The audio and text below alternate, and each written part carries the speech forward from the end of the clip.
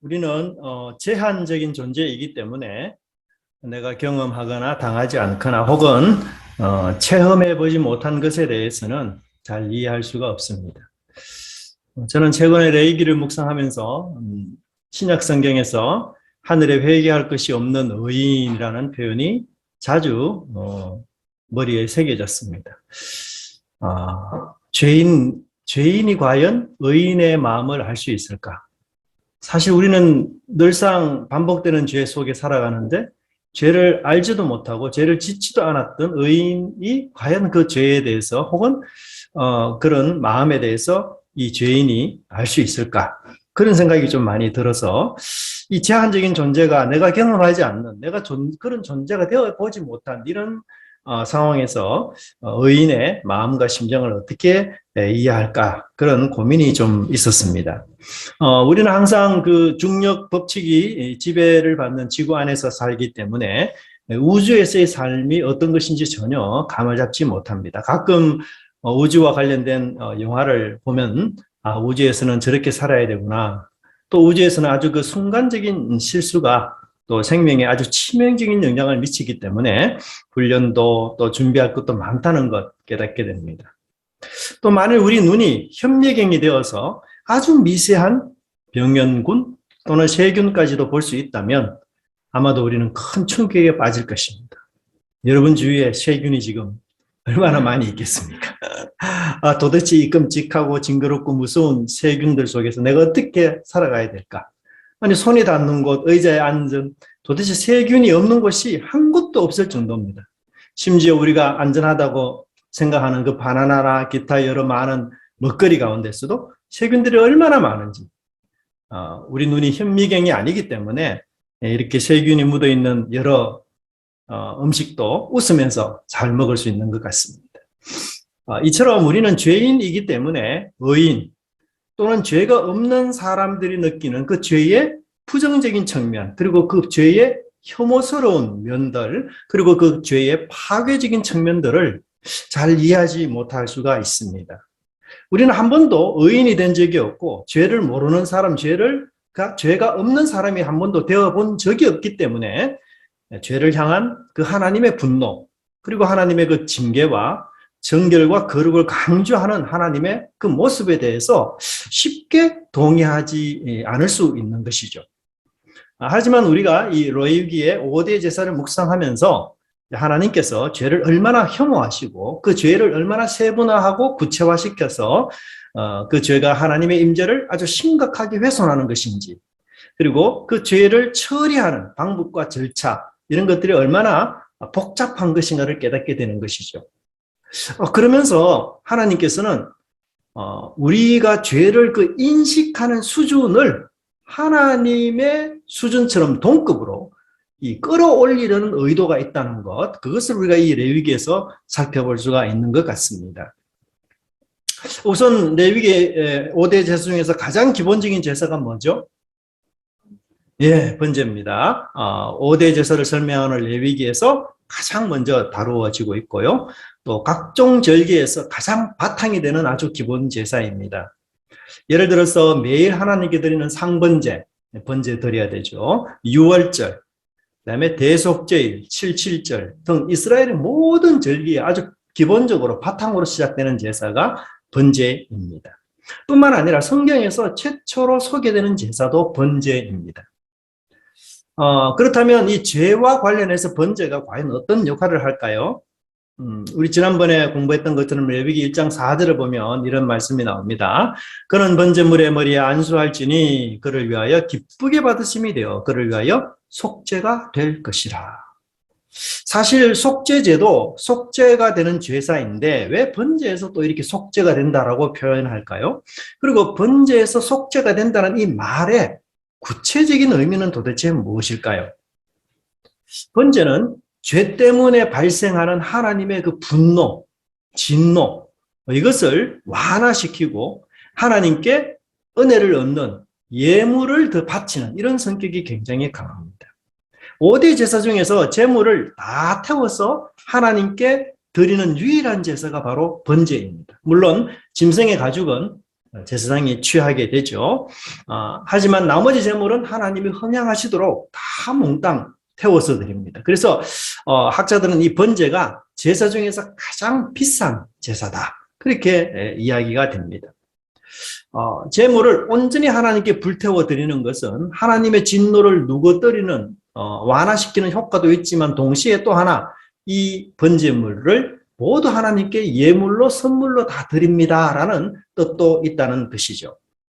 이것은 사실 레위기 안에서는 그렇게 표현되어 있지 않지만 성경 창세기 8장 20절에 보면 이게 이제 성경에서 처음 나오는 제사가 번제예요. 바로 노아 홍수 때 후에 노아가 하나님께 드린 제사, 그것이 바로 번제로 표현되고 번제가 바로 이런 용도로 사용되어 있다고 말씀하고 있습니다.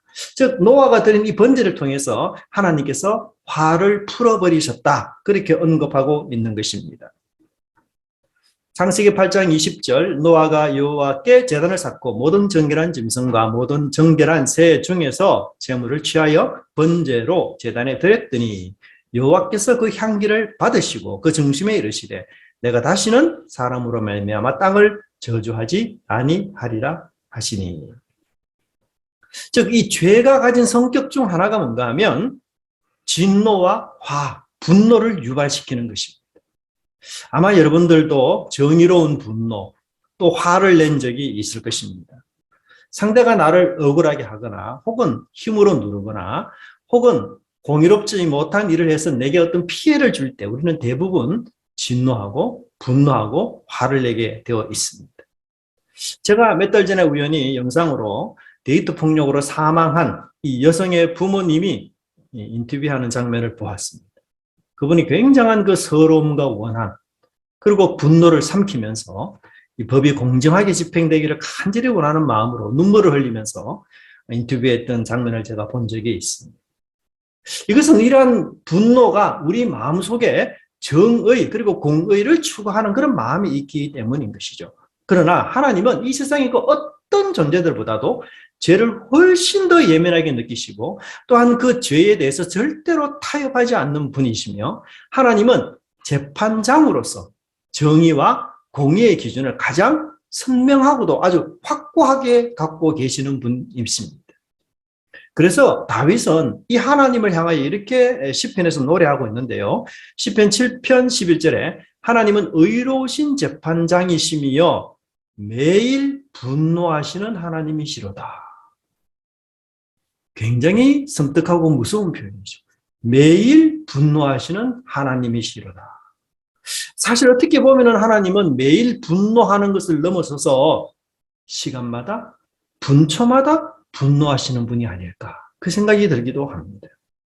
죄가 있는 한, 그리고 그 죄가 존재하는 한 하나님의 분노는 결코 사라지지 않을 것입니다. 그래서 다윗은 이런 하나님 앞에서 회개할 것을 권면하고 있는데요. 사람이 회개하지 아니하면 그가 그의 칼을 가시며 그의 활을 이미 당기어 예비하셨도다. 이 제사의 관점에서 본다면 번제나 속죄제를 드려서 하나님께 죄사함을 받아라, 이렇게 말해야 마땅한데 다윗은 오히려 여기서 번제나 속죄제를 드리라고 말하지 않고 회개할 것을 권면하고 있는 것이죠. 이것은 죄사의 근본 목적이 바로 범죄자가 자신의 죄를 시인하고 진심으로 하나님께 구하는 아주 낮고 겸손한 마음에 있다는 사실을 우리는 알 수가 있습니다. 우리는 이 죄가 미치는 악한 영향력에 대해서 깊이 생각해 보아야 합니다. 우리에게 죄는 아마 굉장히 일상적일 것입니다. 늘 존재합니다. 수천 년 동안 지속된 것입니다. 어제도 죄를 지었고 또 오늘도 방금 전까지 죄를 지었고, 그래서 그 죄가 그렇게 심각하지 않는 그런 것들로 우리는 이해하고 있습니다. 하지만 하나님은 전혀 그렇지 않다는 사실을 이 레위기를 통해서 우리는 잘 이해할 수가 있습니다. 우크라이나의 전쟁 상황, 그것은 하나님께서 얼마나 분노하실지 예측조차 되지 않는 너무나도 충격적인 것이라고 말할 수가 있겠습니다. 우리는 이 번제를 배우면서 하나님께 용서를 구하기 전에 먼저 하나님께서 이 죄로 인해서 얼마나 분노하시고 진노하시고 화를 내실만 했는지를 깨닫는 것이 굉장히 중요하다는 것입니다. 그런 하나님의 마음을 우리가 이해하고 그 하나님의 그런 진노에 대해서 합당하다라고 수용하게 될 때에 우리는 하나님의 분노를 일으키는 죄를 멀리 하려고 노력할 것입니다. 십자가는 바로 이러한 하나님의 진노와 저주가 일시에 쏟아부은 번제였던 것입니다. 그뿐 아니라 예수님 삶 자체도 하나님께 온전히 드려진 번제였습니다. 예수님은 전적으로 지상에 사실 때에 하나님의 뜻대로만 순종하며 사셨습니다. 그분의 시간, 그분의 사역, 그분의 관계, 그분의 삶, 그 모든 전체가 하나님의 것으로 활동하고 사역하고 살아가셨던 것입니다. 그분은 1차적으로 번제로 자신의 삶을 드렸을 뿐만 아니라 2차적으로 십자가에서조차도 번제의 죽음으로 죽으심으로 죄를 향한 하나님의 그 극심하고도 무서운 진노를 해결하시고 그 죄인을 향한 자비의 마음을 품을 수 있도록 하나님 예수님 스스로가 예물이 되시고 선물로 자신의 몸을 기꺼이 드리셨던 것입니다. 여러분, 이 은혜가 정말 얼마나 감사한 일입니까? 또 이 은혜가 얼마나 정말 고귀한 것입니까? 우리는 이러한 우리의 죄를 위해서 자신의 번제를 드린 그 예수님의 은혜와 사랑, 그것을 우리가 늘 기억하며 주님 앞에 나아가야 될 것입니다. 그래서 우리도 번제로 하나님께 우리 자신을 드려서 하나님이 기뻐하시는 선물이 되도록 우리가 삶 속에서 실천하며 노력해야 될 것입니다. 죄와 연관된 또 하나의 직접적인 제사가 오늘 본문에 읽었던 속죄제, 그리고 이제 속건제가 나오는데요. 속죄제와 관련해서 어떤 특징들이 있는지 한번 살펴보도록 하겠습니다. 범죄자의 신분이 높을수록 비싼 제물을 드립니다. 그리고 성막을 향한 죄의 오염이 더욱더욱 깊어지는 것을 우리는 느낄 수가 있습니다. 오늘 본문을 읽어보면 제사장의 경우는요, 숫송아지를 바쳐야 됩니다. 저도 이게 참 고민이 많이 돼요. 숫송아지가 비쌌을까? 암송아지가 비쌌을까? 제가 생각하기에는 암송아지가 훨씬 비쌌을 것 같아요. 네. 그리고 고기도 암송아지가 사실 더 맛있습니다. 그죠? 그런데도 하나님은 숫송아지를 바치라고 해요. 제가 보기에는 경제적 관점에서는 이 암송아지가 훨씬 비싸지만, 이 성경의 어떤 그런 창조 질서, 이런 측면에서 보면은 이제 남자가 우선 되는, 그리고 머리 되는 이런 어떤 측면 때문에 하나님께서 번제를 드리는 자의 경제적 여건도 고려하시고, 그리고 이것은 정말 짐승을 잡는 일이지만 그 짐승을 잡는 일에 국한된 것이 아니고 하나님의 창조 질서를 기억하게 하는 일이다라는 것을 아마도 깨닫게 하기 위해서 하나님이 그들에게 의도적으로 이제 숫송아지를 드리도록 그렇게 한 것이 아닌가 그 생각이 들어요. 그리고 휘장 앞에서 7번 손으로 튕겨서 뿌립니다. 이제 이게 뿌리는 것도 해석이 많아요. 예를 들면 휘장에 직접 뿌렸느냐 아니면 그냥 공중에 뿌렸느냐 이거 가지고 또 논란이 있어요. 그래서 만약에 휘장에 뿌렸다면 휘장이 굉장히 그 속죄제 때문에 벌겋게 그냥 피로 물들었을 것 같아요. 그러나 그냥 공중에 떨었다면 아마 바닥 쪽에 이 피가 깔려 있을 것 같습니다. 그리고 이제 그 성소 안에 있는 향단 있죠. 분향단 뿔에 바르도록 그렇게 되어 있습니다. 이스라엘 온 회중도 똑같죠. 네. 여기 이제 3절에 보시면 기름 부음 받은 제사장이라는 표현이 나오는데 이것을 두고 이제 또 이게 제사장이다 아니면 대제사장이다 이렇게 또 옥신각신 의견이 있습니다. 만약에 3절에서 말하는 그 기름 부은 사람이 대제사장이라고 한다면 제사장이 죄를 지었을 경우는 어떡하지? 처리 방법이 또 좀 없는 것 같아요. 뿐만 아니라 그 종교인들은 대제사장, 제사장 그리고 레위인도 있지 않습니까? 그럼 레위인들이 또 죄를 지은 경우는 어떡하지? 이제 그런 의문에 빠질 수가 있어요. 그래서 이 본문을 대제사장이라고 보기보다는 제사장 혹은 하나님을 가까이서 섬길 수 있는 부름을 받은 이 레위인을 포함한 모두를 의미한다라고 보아도 괜찮을 것 같습니다. 자, 하나님을 가까이서 섬기는 사람은 그만큼 일반인들보다도 죄에 대해서 더 예민하고 더 많이 자각해야 된다는 것을 성경은 우리에게 말해주고 있습니다. 우리가 하나님을 가까이서 섬긴다 이렇게 말하면서 죄에 대해서 둔감한 신앙생활을 한다는 것은 그것은 하나님을 바르게 섬기는 것이 아님을 여기서 말해주고 있는 것이죠. 하나님을 가까이 할수록 우리는 자신의 부족과 연약 그리고 그 죄성을 더 깊이 더 절실히 깨닫는 자, 그것이 우리의 모습이어야 한다라고 이야기합니다. 마치 밝은 빛에 가까울수록 오염이나 흠이 잘 보이지 않는 것처럼 말입니다. 제가 이제 이 동영상을 봤는데요.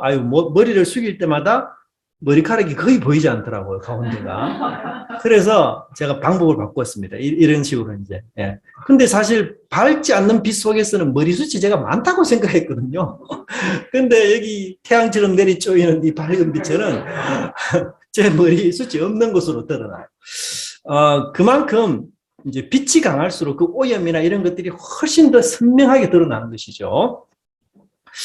저는 왜 하나님께서 창세기 때부터 출애굽기 때까지 계속 이스라엘이 범죄했음에도 불구하고 속죄제나 속건제에 대한 언급이 전혀 없다가 이렇게 레위기에 와서 비로소 하나님이 그 죄를 처리하는 방법을 굉장히 구체화시키면서 속죄제와 속건제를 말씀하셨을까?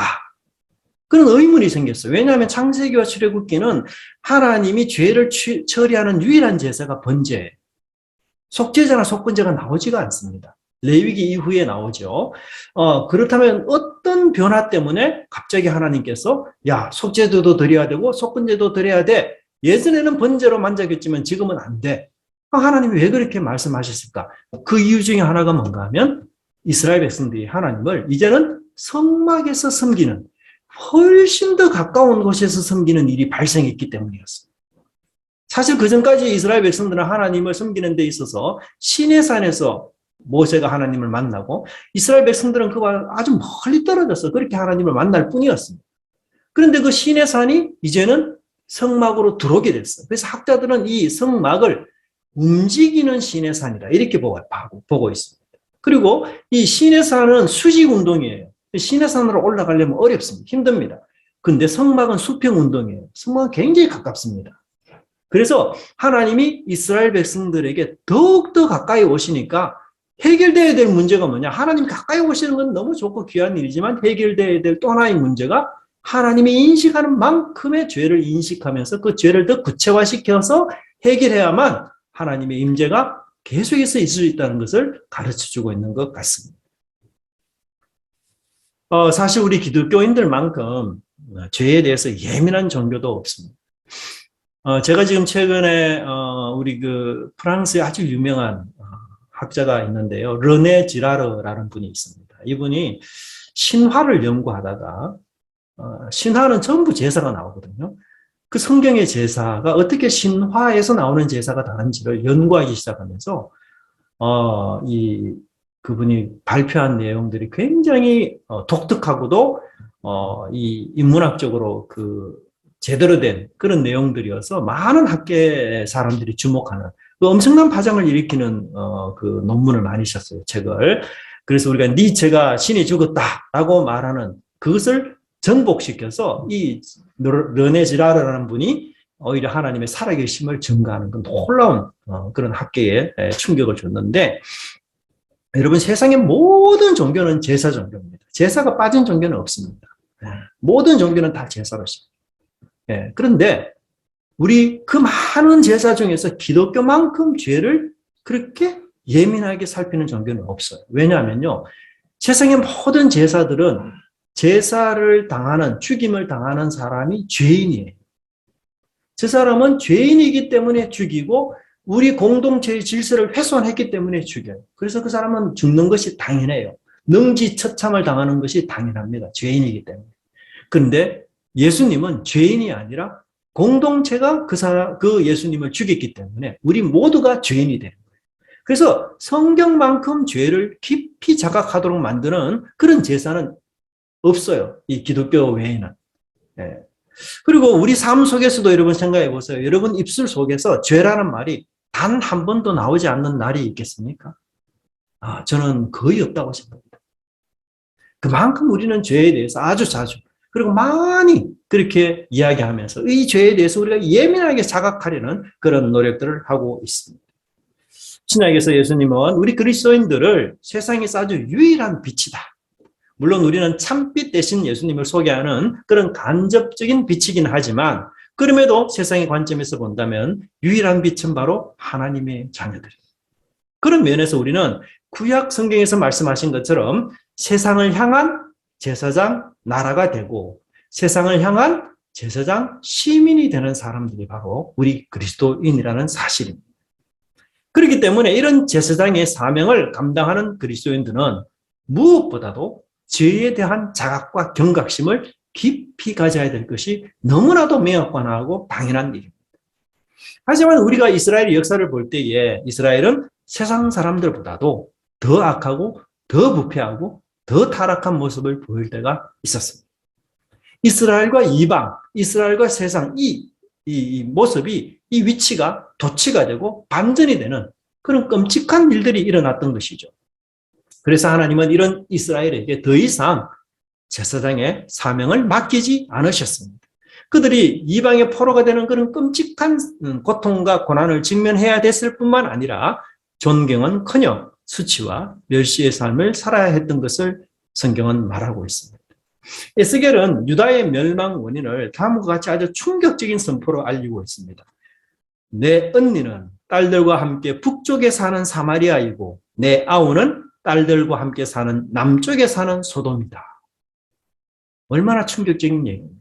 여러분, 예루살렘은 항상 북이스라엘과 비교하면서 자신의 자존심, 자신의 명예를 챙겼던 자랑삼아 이야기했던 사람들이었고 소돔 사람하고는 너무나도 결별하는 그런 거룩한 사람으로 자기를 소개했어요. 근데 에스겔은 여기서 그 이스라엘의 특권에 대해서 이야기하기는커녕 그들의 모든 명예를 실추시키고 예루살렘 사람들이 가장 멸시하고 무시하던 그런 사람들과 동등한 수준으로 이야기하고 있습니다. 그뿐 아니에요. 에스겔은 더 나아가서 사마리아는 네가 저지른 죄의 절반의 죄도 저지르지 않았다. 그렇게 표현하고 있습니다. 오히려 언니와 아우를 비교해보면 소돔이 더 착한 사람이고 사마리아 사람이 더 착한 사람일 정도다. 그렇게까지 에스겔은 그들의 죄악성을 꼬집고 있습니다. 오늘날 우리 교회는 과연 제사장의 역할과 사명을 잘 감당하고 있는지 반문해 보아야 할 것입니다. 세상의 타락과 어둠의 궁극적인 그 원인과 책임이 바로 어떤 의미에서는 빛의 역할을 감당하지 못하는 그리고 죄를 지은 제사장의 모습이 아닌가를 자각해 보아야 할 것입니다. 왜 이런 일들이 일어날까요? 여러 가지 원인과 이유가 있을 수 있겠지만 이 레위기와 연관해서 본다면 그것은 죄라는 수위를 우리는 자꾸 낮추려고 하고 있기 때문인 것이죠. 하나님의 명령을 각색하고 그 위장해서 마치 죄가 아닌 것처럼 그리고 누구나 죄를 지을 수 있는 상황이라면 언제든지 하나님께 나와서 회개할 수 있고 하나님이 용서해 줘라는 위로로 그 죄를 아주 가볍게 생각하고 죄를 아주 피상적으로 생각하도록 만드는 것. 그것은 우리 제사장 직분에 있어서 굉장히 위험한 요소가 된다는 것입니다. 죄에 대한 용서가 너무나도 쉽게 선포됨으로써 그 은혜와 그 사랑이 위대하고 놀랍다라는 그런 감동보다는 오히려 쉽게 죄를 지어도 되구나라는 방종으로 빠지는 것. 우리는 그것을 항상 조심해야 될 일입니다.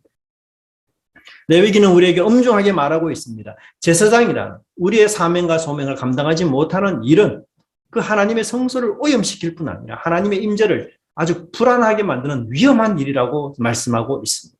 그럴 때에는 반드시 이 모든 죄를 여호와 앞에서 처리해야 될 심각한 문제라고 지적하고 있습니다. 여러분 재미있게도요, 흥미롭게도 제사장의 속번제와 온 회중의 속죄제는 동일하게 여호와 앞에라는 이 단어가 4번 나옵니다. 4번. 하지만 족장이 속죄제를 드릴 경우에는요, 여호와 앞에라는 단어가 한 번밖에 나오지 않아요. 근데 평민이 속죄제를 드릴 때는요, 여호와 앞에라는 말이 아예 나오지 않아요. 네, 굉장히 놀라워요. 그래서 제사장과 온 회중이 속죄제를 드릴 경우는 여호와 앞에라는 단어가 어떤 문맥 속에 나오는지 한번 살펴본다면 6절 보시면 회막문 여호와 앞으로. 그러니까 나올 때에 그것이 회막문에 사실 쓰는데 그것은 여호와 앞이다라고 이야기하고요. 그 다음에 이 제물을 잡는 것도 여호와 앞에서 잡는 것이다. 그렇게 나와요. 6절을 보십시오. 여호와 앞, 곧 성소 휘장 앞. 예, 이게 피를 뿌리는 장소도 여호와 앞이라고 이야기해요. 7절 보세요. 피를 바르는 장소 보세요. 향단 뿌리잖아요. 근데 그것도 설명할 때에 여호와 앞, 곧 회막안 향단 뿔들이라고 이야기해요. 여러분 이상하지 않습니까? 제사장과 온 회중이 드리는 이 속죄제의 경우에 왜 이토록 여호와 앞, 여호와 앞, 여호와 앞이라는 단어가 아주 자주 나오는 것일까요? 그것은 바로 속죄제의 주인은 제물도 안수자도 제사장도 아닌 오직 하나님이시다라는 사실을 강조하기 위한 것임을 볼 수가 있습니다. 뿐만 아니라 그 속죄제는 죄를 심판하고 징계하시는 재판장 대신 여호와 앞에 드리는 아주 엄숙한 것임을 기억하도록 하고자 하는 것이에요. 그래서 모든 중요한 절차마다 레위기 저자는 의도적으로 여호와 앞, 여호와 앞이라는 단어를 사용하면서 그 죄사함의 엄숙함, 그것의 신중함을 계속해서 강조하고 있는 것입니다. 흠없는 수송아지라는 그 최상의 제물 때문에 하나님께서 죄를 용서하는 분이 아니라는 것이죠. 만약에 여호와 앞에 또는 하나님 앞에서 행한다는 그 의식이 없다면 이 속죄제의 의미는 사라지고 말 것입니다. 여러분 이스라엘 사람들 중에서 가장 하나님을 가까이 하나님을 가까이 섬기는 사람이 누굴까요? 제사장들입니다. 그들은 늘 하나님 앞에서 사는 사람들입니다. 그들은 백성들을 대면해서는 하나님의 모습을 보여주고 하나님의 대언자가 되어야 됩니다. 그러나 하나님 앞에서는 백성을 대신하는 사람으로 서야 하는 것이 제사장의 역할입니다. 하지만 그가 여호와 앞에서 사는 그 삶에 실패하고 범죄했을 때에는 심판주 대신 여호와 앞에서 그 속죄 절차를 다시 밟으면서 내가 다시 여호와 앞에서 살아가는 것이 무엇인지를, 어떤 하나님 앞에서 내가 지금 살고 있는지를 다시금 깨닫도록 레위기는 우리에게 말해주고 있는 것을 알 수가 있습니다. 저는 이 본문을 보면서 대제사장의 속죄와 관련하여 또 하나의 제사를 살펴보고 싶습니다. 그것은 대제사장이 매일 드리는 소제입니다. 레위기 6장 20절을 한번 보시면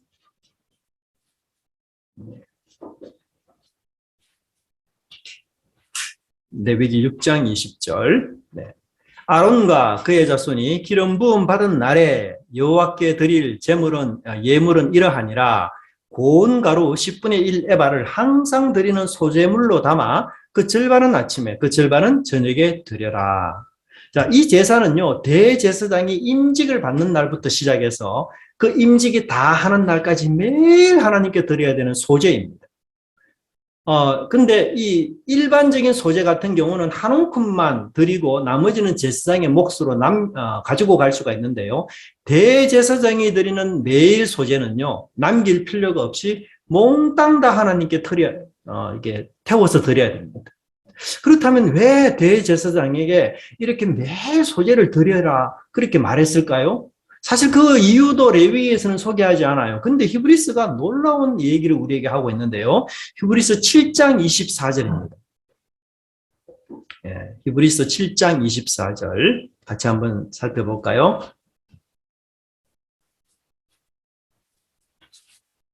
히브리서 7장 24절 같이 한번 읽어보겠습니다. 그는 저 대제사장이 먼저 자기 죄를 위하고 다음에 백성의 죄를 위하여 날마다 제사를 드리는 것과 같이 할 필요가 없으니 이는 그가 단번에 자기를 드려 이루셨습니다. 여러분 히브리서 7장 27절에서는요 이 대제사장이 소제를 드린 이유가 뭐라고 이야기합니까? 자신들의 죄를 속하기 위하여. 그렇게 해야만 백성을 위해서 속죄 제사를 드릴 수 있다는 거예요. 그러니까 대제사장도 지속적으로 날마다 때마다 이 죄에 노출되어 있기 때문에 아침 저녁으로 자신을 살피면서 속죄의 소제를 드려야만 비로소 백성을 위한 속죄 제사를 드릴 수 있는 자격이 주어진다라고 설명하고 있습니다. 하지만 예수님의 속죄는 이 대제사장의 소재와는 달리 단번에 그리고 완전히 모든 것을 이루셨다라고 설명해 주고 있습니다. 그러나 이런 주님의 은혜는 우리가 제사장의 역할과 임무를 잘 감당하기 위함이라는 사실을 잊지 말아야 합니다. 그래서 우리들도 이 세상에서 제사장으로서 아침 저녁으로 말씀을 묵상하고 경건에서 떠나지 않고 또 경건한 능력을 갖추도록 예를 다하고 힘을 써야 할 것입니다. 사실 우리는 죄를 죄다라고 말하기 쉽지 않는 세대에 살아가고 있습니다. 물론 함부로 남을 비판하고 정죄하라 그런 말은 아닙니다. 하지만 이 죄라는 말을 부족함이나 연약함 등으로 포장하여 범죄의 끔찍한 죄라는 것의 끔찍한 이 실체에 직면하지 못하도록 하는 그런 일들이 종종 있습니다. 하나님은 이 레위기 안에서 이 제사장에게 어떤 사명을 주신지 아십니까? 부정과 정결, 거룩과 속됨의 차이를 분별하는 사명을 하나님은 제사장에게 주셨어요. 부정과 정결, 거룩과 속됨. 하나님은 우리에게도 이 사명을 맡겨주셨습니다. 오늘날 세상의 혼란은 무엇 때문일까요? 가짜가 진리 노릇을 하기 때문이 아니겠습니까? 거짓이 진실로 위장하고 짝퉁이 진품을 대신하려고 하기 때문입니다. 그런데 이는 성경에 나타난 최초의 혼란이고 아담과 하와의 혼란이기도 합니다. 사탄은 거짓의 아비로서 가짜를 만드는 원형입니다. 하지만 하나님은 우리가 하나님의 제사장으로서 하나님의 질서를 잘 감당하기를 원하고 계십니다. 그것은 부정과 정결, 거룩과 속된 것, 죄와 진실 이런 것들을 분별하고 구분하여 그것을 세상에 알려주며 자신에게 적용해서 살아가는 삶이라고 이야기하고 있습니다. 하나님의 제사장으로 부름받은 우리 믿음의 교회 성도 여러분, 우리는 일상에서 구별과 구분의 삶, 그것을 살고 있는가요? 또 그것을 선포하고 증거하고 드러내는 삶을 살고 있습니까? 아니면 우리가 제사장으로서 아직도 건전하지 못한 악한 누룩이 내 속에 있지는 않습니까? 혹은 내가 제사장 직분의 사명을 받았지만 사람들과 상사의 눈치 때문에 이 부정과 정결을 제대로 말하고 있지 못하고 있지는 않습니까? 쉽지 않는 일입니다. 하지만 기도와 응원 그리고 나눔과 고백을 통해서 하나님의 능력을, 예수 그리스도의 능력을 언제나 의지하고 나아가는 것이 참으로 중요하다라고 그렇게 생각이 될 수가 있습니다. 특별히 이 제단에 피를 바르는 장소가 뿔이라는 단어에 초점을 맞추어서 설명을 계속하고 있습니다. 사실 레위기 안에서도 이 뿔이 도대체 뭘 의미하는지를 설명은 하지 않고 있습니다. 하지만 성경 전체를 통해서 볼 때 뿔이라는 단어는 권세, 능력, 힘 이런 것들을 상징하고 있습니다. 그래서 이 제단의 뿔은 곧 하나님의 능력, 권세 그리고 힘을 뜻하는데요. 이 하나님의 능력과 권세의 힘이 가장 잘 발현되는 때가 언젠가 하면 구원의 때입니다. 구원의 때.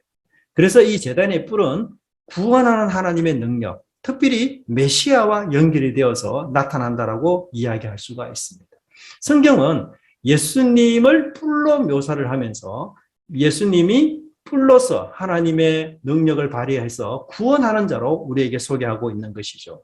누가복음 1장 69절 같은 경우를 보면 우리를 위하여 구원의 뿔을 그 종 다윗의 집에 일으키셨다 그렇게 표현되고 있습니다. 그래서 이 제단에 뿔을 바른 제단의 뿔에 제물의 피를 바름으로는 중요한 이유는 바로 신약적으로 말한다면 그 뿔 대신 예수님께 우리의 모든 죄를 전가하고 예수님께서 죽으시고 부활하심으로써 구원의 능력으로 죄사함이 이루어진 것, 그것이 바로 뿔에 피를 바르는 행위로 볼 수가 있습니다. 예수님은 범죄자의 부정과 속됨, 거짓과 부패를 온 몸으로 다 받으셨습니다. 하지만 죽음에서 부활하셔서 거룩하고 정결하게 되어 거룩한 하나님 우편에 앉아 계신 통치자가 되신 것입니다. 여러분, 우리는 제사장으로서 정결과 거룩과 속된 것, 부정과 정결이 무엇인지를 구별하는 역할을 할 뿐만 아니라 또 한편으로는 악을 제거해야만 하는 그런 사람의 삶을 살아야 됩니다. 우리는 죄를 청소하고 죄를 없애는 사람, 악을 없애는 사람으로 역할을 해야 되는 것이죠. 어떻게 죄를 제거해야 됩니까? 사실 원칙적으로 죄를 짓지 않도록 하기는 불가능합니다. 그렇다면 그 죄를 마치 제단에 피를 바르듯 예수님이 우리의 죄를 다 짊어지시듯 그 죄를 우리 몸으로 온몸으로 흡수하는 것입니다. 여러분, 죄는 반드시 죄를 낳습니다. 큰 악을 당하면 내가 더 큰 악으로 아니면 작은 악으로도 내가 복수하고 싶은 마음이 있어요. 그럴 경우 악은 점점 확대되지 결코 감소하지 않습니다. 악을 감소시키고 그 영향력을 축소시키는 방법이 뭡니까? 그 악과 죄의 파괴력을 내가 흡수하고 되갚지 않는 것이에요. 마치 뿔에 부정한 피를 바르는 것처럼 의인 되신 예수님께서 죄인의 모든 저주를 짊어지신 것처럼 바울 역시 부정하고 죄악이 난무한 이 더러운 세상을 닦는 걸레의 역할을 한 것처럼 우리 역시 제사장으로서 그러한 삶으로 부름받았다는 것을 기억해야 될 것입니다. 저와 여러분은 이 세상에서 하나님의 제사장의 역할을 감당해야 될 사명자입니다. 그 길을 오늘 하루도 말씀을 통하여 구별하고 또 분별하고 예수님처럼 세상의 더러운 것을 닦아서 하나님의 질서를 세우는 그런 은혜가 우리의 가정과 직장 그리고 교회에 있기를 간절히 기도합니다. 기도하겠습니다. 하나님, 모든 사람이 죄를 짓습니다. 죄를 짓지 않는 사람은 한 사람도 없고, 그리고 어떻게 하든지 그 죄를 해결하긴 해야 하지만 하나님을 모르는 사람은 그 죄를 해결하지 못한 채 살아가지만 저희들에게는 주님 놀라운 사죄와 그 큰 은총과 은혜 속에서 이 죄를 해결할 수 있는 은혜 주심을 진심으로 감사함을 드립니다.